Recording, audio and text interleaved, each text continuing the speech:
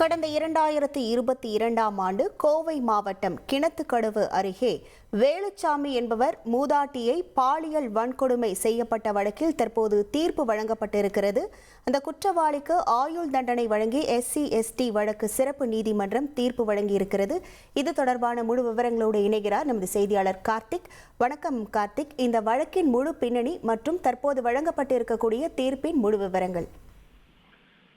வணக்கம். கோவை மாவட்டம் கிணத்துக்கடவு கடந்த 2022ஆம் ஆண்டு வேலுச்சாமி என்பவர் அவர் வேலை செய்யக்கூடிய தோட்டத்தில் மூதாட்டி ஒருவரை பாலியல் வன்கொடுமை செய்கிறார். இந்த வழக்கை பேரூர் அனைத்து காவல் நிலையம் விசாரணை நடத்தி இந்த வழக்கு விசாரணை கோவை ஒருங்கிணைந்த நீதிமன்ற வளாகத்தில் இருக்கக்கூடிய SC/ST சிறப்பு நீதிமன்றத்தில் வழக்கு நடந்து வந்தது.